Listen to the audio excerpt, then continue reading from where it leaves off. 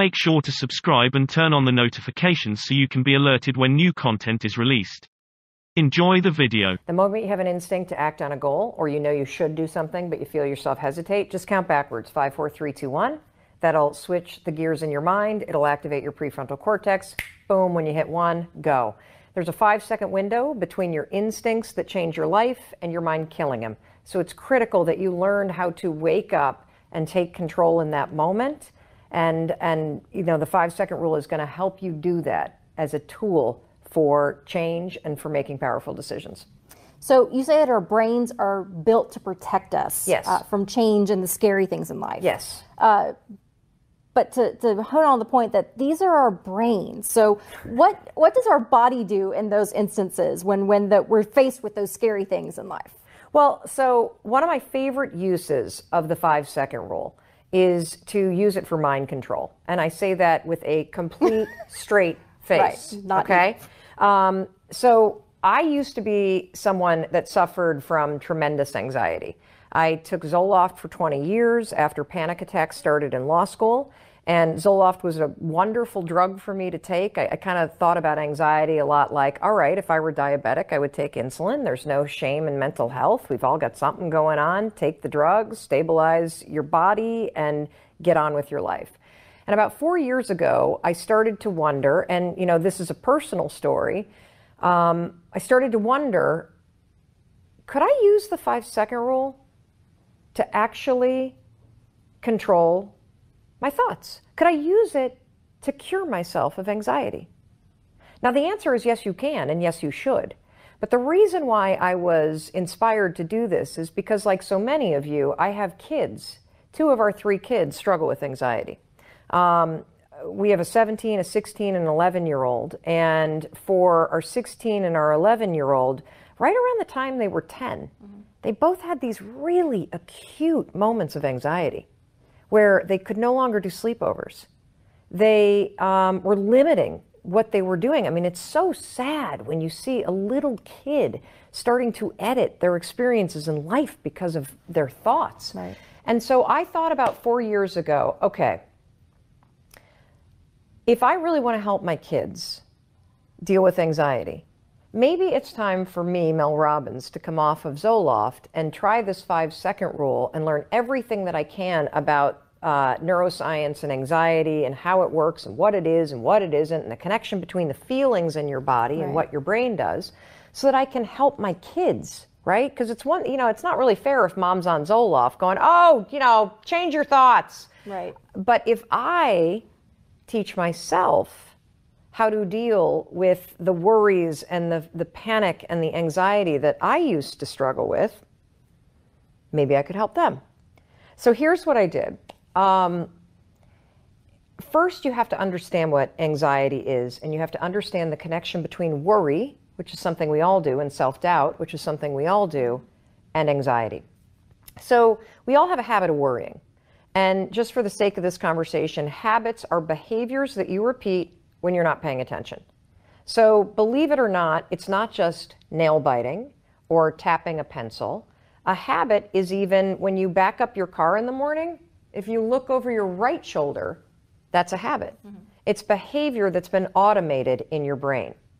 And worrying is a habit. Worrying is a pattern of thinking that you default to when you're not paying attention. When you're not paying attention, you're sitting in a meeting, it's very easy. Have you ever noticed how your thoughts just drift and you start thinking about, oh my gosh, is you know, my loved one okay? Oh, you know, I wonder if I'm in trouble. Like you start immediately thinking and worrying, and we just kind of default there. And so the connection between worry and anxiety is close cousins. Anxiety is what happens when your habit of worrying spirals out of control. Your habit, it's just like drinking. You might start drinking casually, and if you don't get that habit in check, it can spiral out of control into an addiction. So what happens when you are anxious is that you not only start to worry, but your body starts to feel really anxious too. Your heart will race. You might start sweating. Your throat can get dry. You can get a pit in your stomach. And when you start to feel the physical sensations of worry and anxiety, and then you got your mind drifting over to something's going wrong, right, that is when you can start to really deal with anxiety. And if you have anxiety, you're not alone. They say that 30% of women suffer from anxiety at some point in their lives. I will tell you, I have been really startled by the number of men that come up to me at the end of speeches that I give as I'm on the corporate circuit giving, keynotes, that come up and say, do you have any more information about anxiety? Do you have any more information about anxiety? And 9 times out of 10, it's for them. And I think with all the rapid change in the world and technology and how much, in everybody's jobs, things are innovating, there is a rise in this habit of worrying, the sense of a loss of control, and feeling anxious is very normal. So, we talked a little bit about, I believe that you can control your mind. It's important for you to foundationally understand that anxiety and worry are the same thing. It's just that your body starts to get agitated, and that's when we call worrying anxiety. Mm-hmm. And you can actually beat it. Now, the key is stabilizing your thoughts. And you can use the 5-second rule to do that. One other thing I want to explain to you, and this is something that I was just on with Dr. Oz on his syndicated talk show talking about, is this exact conversation. How do you use the 5-second rule to cure your anxiety, to control your emotions, to stop yourself from melting down? And here's something that you need to understand. First of all, when it comes to your body, in your body, there's no difference in your body between feeling excited and feeling anxious. No difference whatsoever. So what do you feel when you're excited about something? You're going to go to, who's somebody you would love to see in concert? Sting. Okay. Oh, Sting. So Sting is playing. You've got incredible tickets. You are standing right there at the stage. The music's starting. He's about to come on. What are you feeling in your body? Those butterflies, that kind of, the literal kind of flutter inside. Yes, exactly. And that we call excitement because you're there. You're going to see Sting. This is going to be amazing. Now, when you're worried about something or you're anxious about something, maybe you have to speak up. Maybe you have to give a speech. Maybe you have a tough conversation that you've got to have about the IEP for your kid and the advocacy that they need. Maybe you got to talk about your, getting a raise. Maybe you've launched a new business and you really want to share it with your friend. Right before you're about to do that thing that you've never done, that you feel a little uncertain or a little insecure about, right? What does your body feel like? Exact same thing, right? Yeah. You got the butterflies. You might start sweating a little bit. Your heart might race. Now, the only difference between Shelby being at the Sting concert and you standing outside the meeting at your kid's school going in to talk about IEPs and, getting help for your kid, which was something that made me very nervous. The only difference between those two scenarios, because our bodies are doing the same thing, is that Shelby's brain is saying, oh my gosh, I'm so excited. Sting is about to come. Oh my gosh. She's not saying, I'm so nervous. I'm so nervous. Oh my gosh, I'm at a concert. And, oh, something must be wrong because I feel butterflies. No, she's like, Sting's about to come. Yes. Right? Yeah. Your brain is telling you. Your brain has context. In this situation over here, you see a friend. You have this new business you've launched. You really want to share this idea with your friend. But you got butterflies in your stomach. Your brain says something different than what Shelby's brain is saying. It's going, uh-oh, she might think you're pushy. Maybe you shouldn't talk to her. This is not a good idea. You're not fully trained yet in this stuff. Or, you're not ready to have this conversation. Or who do you think you are to have this conversation? Or, no. Your mind starts to get worried and basically says a bunch of negative garbage. Your body, by the way, excitement, fear, same thing.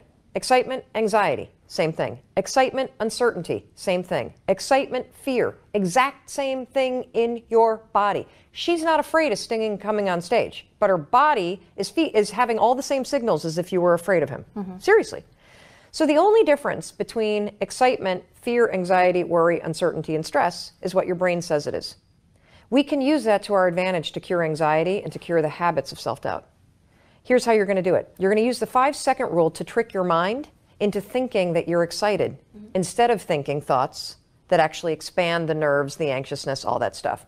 So you use the 5-second rule in combination with what we call an anchor thought. An anchor thought is a thought that makes you excited. It's a thought that makes you happy. It's a thought that will help you stabilize your brain. Because Shelby could have easily, at the Sting concert, taken the butterflies in her stomach and started catastrophizing. Right. Sting's not coming. I'm going to get trampled. Right. I feel claustrophobic. Oh my God. Like, you could have done that, but she didn't, because her brain had something else that it was willing to anchor on, to ground her, right? And excitement. So what you're going to do, let's just take the scenario of you have a meeting that's making you really anxious. You have a presentation you're going to have to give. You have something that's important to you, and you're worried you're not going to be able to make this sale happen or make the IEP happen or whatever it may be. Outside the meeting, the moment you feel yourself starting to worry, the butterflies are kicking in, you're starting to go Niagara Falls down under your armpits. 5, 4, 3, 2, 1.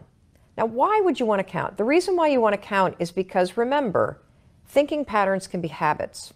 And so when you get into the habit of doubting yourself and worrying, you're now in the interior part of your brain, and that can easily take over and expand and escalate the situation. So you want to cut that off, and you want to stabilize what's happening by activating your prefrontal cortex. You're going to go 5, 4, 3, 2, 1. That's going to activate this puppy up here. Now that your mind is awakened in terms of the frontal lobe being awakened, you're ready to accept a new thought. You can't just stand there outside I've tried this. I've had psychologists for years tell me, oh, just change the channel. Right. Your brain Right. is like a TV, just change the channel. No, it's not. My brain is more like a freight train that is moving at an agitated state of 65 miles an hour. Mm-hmm. And if I try to just switch the thought, the train is gonna jump the tracks. Yeah. You cannot go from a state of agitation to, you can't do it. Right. But you can slow a state of agitation down. And the way you do it is the 5-second rule. So you're feeling the butterflies, you're feeling the nerves, you're feeling the armpit sweating. 5, 4, 3, 2, 1. That'll stabilize the situation and stop your mind from expanding and making it worse. Now you can take that anchor thought. Pick something before the meeting. This is critical. Don't try to create an anchor thought where you're freaked out. Pick something beforehand.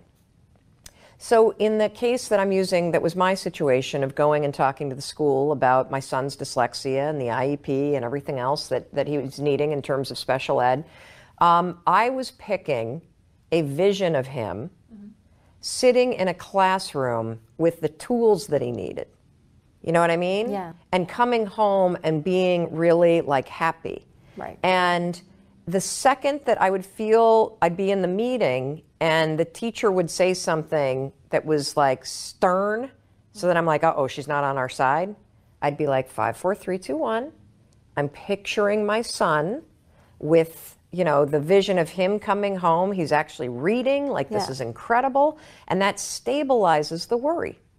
And so now I'm in control of my thoughts, and I haven't done what I used to do, which is the second I start feeling the pit in my stomach, my thoughts go catastrophic. They're not going to give him the services. My son is going to never read. He's going to be bullied. This is going to... Right. And now, by the way, if I would have allowed that to happen, when your mind starts to go worry and anxious, it hijacks your thinking capacity. They've done all these studies with brain capacity about what happens to your mind when you worry. Mm-hmm. And you actually cannot focus on anything else once it gets too big. Right. So using this technique, you'll be able to stay present in a meeting. You'll be able to stay present in a situation. You'll be able to stay present in a conversation or with another person or on a plane, so that you can control what you're thinking. And so I personally have used 5, 4, 3, 2, 1, marry it with an anchor thought to cure myself of anxiety. I haven't taken Zoloft in 4 years. I haven't had a panic attack. I don't even worry about anything. And this ties into confidence so tightly, because confidence is a skill, and it's a skill that you build. And you build it only one way. You cannot think your way to being more confident. You have to prove it to yourself through action. And the thing about confidence that's really interesting is that the more that you start to use it to stop worrying, you'll actually see yourself moving forward in your life. Using confidence to stop, using the 5-second rule to stop worrying. Yeah. It's just a tool, that's all it is. Right. It's just a little tool that helps you wake up and kind of take control and redirect your thoughts and really have power in the moment and power over your decisions. But there's a really important connection to confidence, because as you start to lower self-doubt and worry, right, you will actually be able to push yourself to take actions or to speak up when normally you wouldn't. When you see yourself taking those actions, and when you see yourself beating fear and your excuses, you build the skill of confidence. You're seeing yourself as the kind of person that you can rely on. And that is what confidence is. Confidence is not a personality trait. It's actually the ability to go from thought into action. So to trust yourself that you can do this, that you're capable of doing it. And I think it's even more than that. I think it's this idea that, because you might not trust yourself. Right. I think that confidence is the willingness to try, knowing that you'll either succeed or you'll survive. Right? You're going to either succeed or you're going to survive, but damn it, you're going to try. Right. And when you become the kind of person that has that mentality of, hey, I'll either survive this conversation, or I'm going to be successful. Yeah. But either way, I'm going to have it. That is the mental shift that will help you start to build the skill of confidence. And most people think that hey, confidence is a belief. It is, the more that you see yourself doing things and the more you build competency in something, you start to have less anxiety about it, right? So that's why you believe in yourself. Right. But for those of us that don't believe in ourselves, being told that confidence is believing in yourself, that is horrible advice, because you don't know what to do. Well, I don't believe in myself, so don't tell me confidence is believing in myself. I know I don't. Tell me how to build confidence. Right. Well, confidence is built one push at a time. Confidence is built by wrangling those thoughts that you have that stop you, tuning them down, 5, 4, 3, 2, 1, and pushing forward, knowing you'll succeed or you'll survive, but damn it, you're going to try.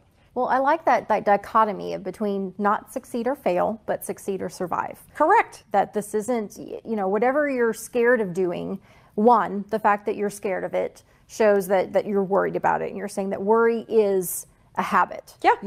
You're used to going to worst case scenario in your mind. Totally. And that's, by the way, the worst case scenario is your brain's way to protect you from doing something that is uncertain or scary or new.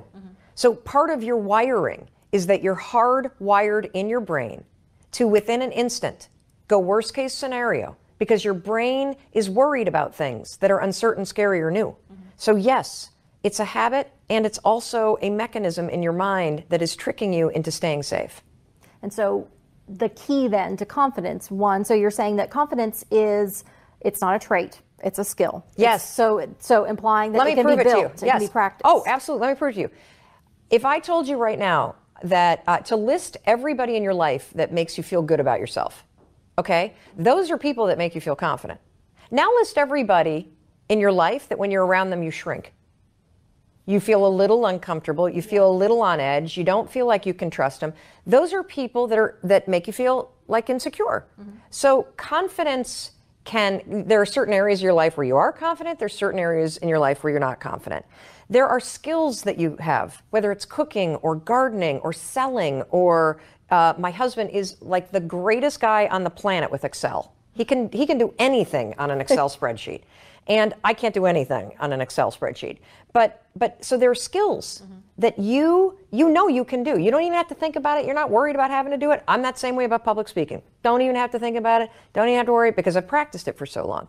There are things that I'm terrible at, that I lack confidence in. But I could build confidence by practicing it. I could build confidence in myself around people that make me insecure if I were to study the triggers as to why I feel insecure. If I were to have conversations with those people, or if I were to become confident enough to distance myself. So your confidence is a skill set, like a muscle, that gets built based on experiences, based on the actions that you take, and it's something that's fully within your control and that can be worked on. And for women, oh my gosh, the number one factor in a woman's success is confidence. Perceived confidence, more important than anything. More important than anything. So self-confidence or perceived confidence, are those different things? Very different things. So confidence, there are basically a couple different buckets of confidence. There's the internal mindset confidence that a lot of us don't have, that you can build as a skill through action. There is the competency confidence that comes through gaining by practicing competency. And then there is the external confidence that you project that other people perceive. Here's something that every single woman needs to know. Harvard Business School just wrote up about this study where they asked a ton of managers across different industries, what is the number one reason why you're not promoting your female, people that you're managing? Do you know what the manager said? Number one reason. I thought she lacked the confidence for the new role. Now here's the kicker. A kick in the gut, by the way, is that the managers were uncomfortable telling you, the woman, that she lacked confidence. Well, because they didn't want to be called sexist, and more importantly, they had no idea how to actually coach somebody into becoming more confident. If you're perceived as confident, you make more money, you advance faster, you have more satisfaction in what you're doing. And the thing that I want every single woman on the planet to understand is that confidence is not a personality trait. You can be extroverted and talk a lot and have zero belief in yourself. That's how I used to be. I used to be the loudmouth, bossy person that didn't believe a word that was coming out of my mouth, didn't like myself, none of it. There are tons of folks that are insecure, that it's uncomfortable to talk into a meeting. You're not lacking confidence, you believe in your ideas, you're lacking the courage to actually step out of your comfort zone. The one piece of advice that I want every single woman to know is that there are two kinds of work. There's visible work and there's invisible work. You only get credit for visible work. Visible work is how you behave in a meeting. That's a very, very important place to practice the skill of confidence. What do you do to practice the skill of confidence? Number one, stop taking notes and just take note.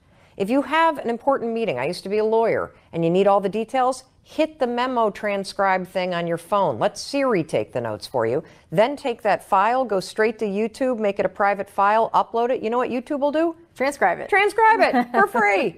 So now you got your notes. But I don't ever want to see you in a meeting like this. Not like this. Because what is that? You're in a visible place. What you're projecting is that you're not part of the meeting. You're just there taking notes. Your physicality is bent over, so now your brain is focused on transcribing. I want you sitting back. I want you taking note about a few things, and then I want you to do something that may feel uncomfortable. 5, 4, 3, 2, 1. Do not leave a meeting without ever talking. Don't do it. It is a very visible place for you to be seen. Here's another thing I want you to do. If you're uncomfortable sharing your ideas, and I have been startled by the number of people that write us from around the world that say that their biggest fear in their career was actually speaking in meetings and sharing their ideas. Biggest fear. And they started using the 5-second rule, changing everything about their career trajectory. So one of the things I want you to do in meetings, obviously just take note, don't take notes. I want you to speak in a meeting. If you're uncomfortable, you don't have to share an idea. Comment. I know we're wrapping up, but I just wanted to say in listening to all these ideas, I think Shelby's suggestion was a really important strategic consideration that I really liked a lot. That's it. Now, did you pick up on one word that I used? No. Strategic. They have done studies. This is psycho research, because it'll make you really mad when you hear this. They've done studies where they coach women executives to use the word strategic in visible settings. Conversations with your bosses, how you behave in meetings, emails. Within 1 year of coaching women, just to say the stupid word, strategic, strategery. Yes. The annual reviews and the remarks for how executives are perceived as strategic contributors jumps dramatically. Simply by using the word. Here's another thing to pay attention to. Your emails. Are they to the point? Do you have the confidence to write an email that is to the point, or do you ramble and go all over the place and the I thinks and explain yourself? So the most important thing that you can develop and work on for yourself, particularly for women, is the skill of confidence. Pay attention to visible versus invisible work.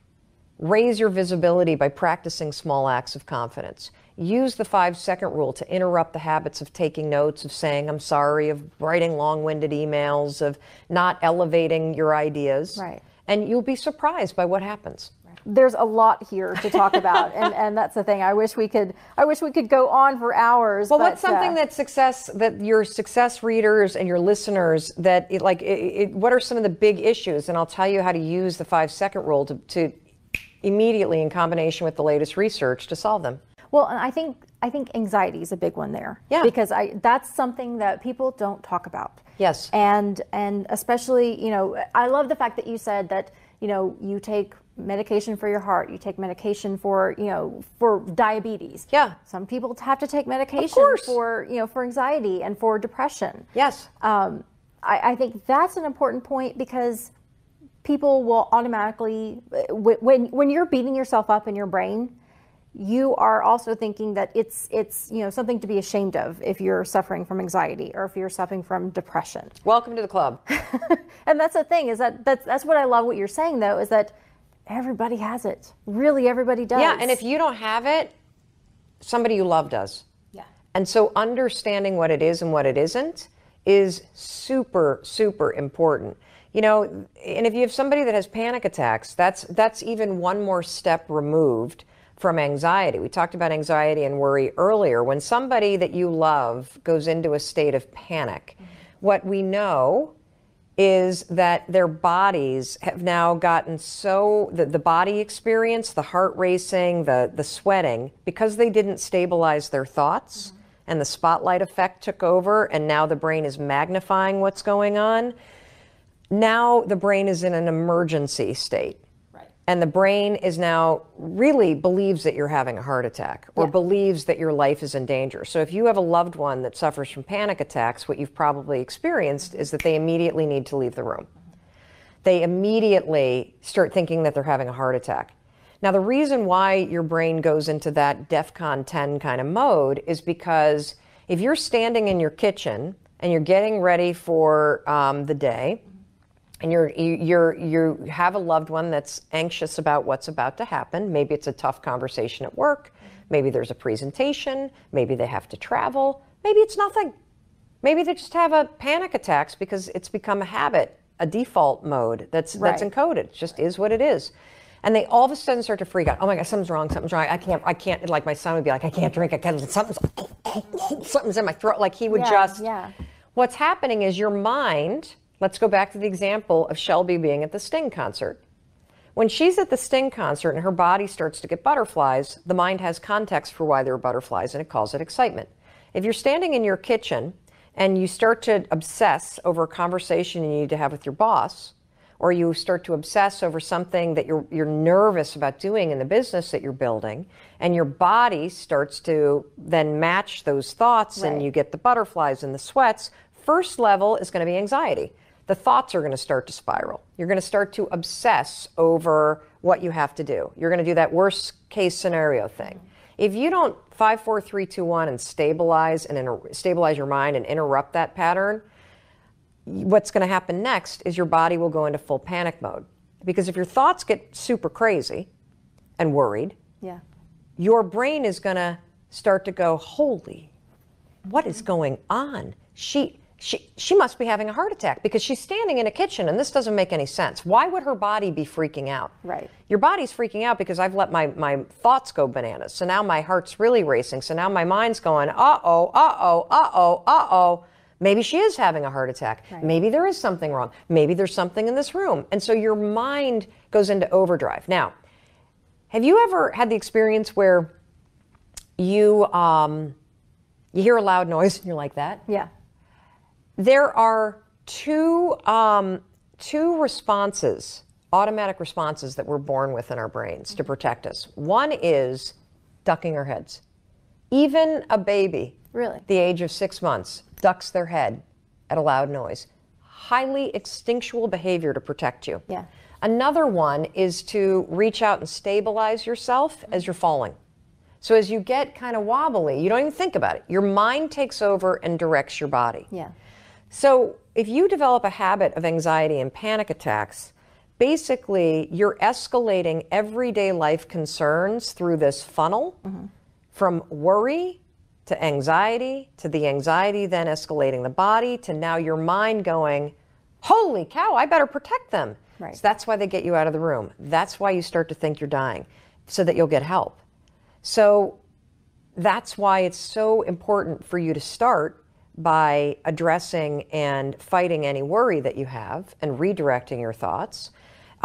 If you start to struggle with anxiety, that's why it's so important to start using this strategy 5, 4, 3, 2, 1, now an anchor thought, to stabilize the thoughts. And if you have panic attacks, same thing, exact same thing. Now, it's going to be very hard to get somebody out of a panic attack. The best way to deal with a panic attack is to just sit with the person and say, and what else? And what else? Tell me what else you're worried about. Tell me, because if you can get all those thoughts out of the head. So tell them to verbalize all that stuff. Yes. Talk. And then slowly, and have them walk as they're doing it. Because the physicality of it kind of unwinds it. Yeah. And then when they're just kind of buzzing, 5, 4, 3, 2, 1, now let's go to the anchor thought. Okay. That's how you deal with it. Excellent. Oh, trust me. I've done it with myself. My husband's done it with me. My kids have it works like a charm. I remember when my son was really struggling with anxiety, we were driving, he was trying to build up to doing a sleepover, and we used this technique, the 5, 4, 3, 2, 1, with an anchor thought of him being super excited and waking up happy and all this stuff. And there's research out of Harvard that's recently been published where they call it, I think they call it, it's not reframing, it's reappraising performance anxiety, if you want to Google it, reappraising performance anxiety. They did this test where they had people that were about to either run a race, sing in a karaoke contest, or take a test, use a strategy very similar to what I'm talking about. So right before you're about to take a test or run a race, we all have performance anxiety, right? So they trained kids in control groups. One control group would say, I'm excited. I'm excited to run this race. I'm excited to take this test. I'm excited to give this speech. The other group, they told them to just think positive thoughts without the I'm excited. Because remember what we talked about in the beginning. Shelby being at the Sting concert being excited, exact same body state as me standing outside a meeting for my dyslexic son's IEP. Butterflies, flutterflies. She's excited, I'm nervous. Yeah. So they had students before they were about to perform, track or whatever, or karaoke, I'm excited. In every single instance, every single one, they perform better. Why? Because by saying I'm excited, you give your mind context for the butterflies, and guess what else it does?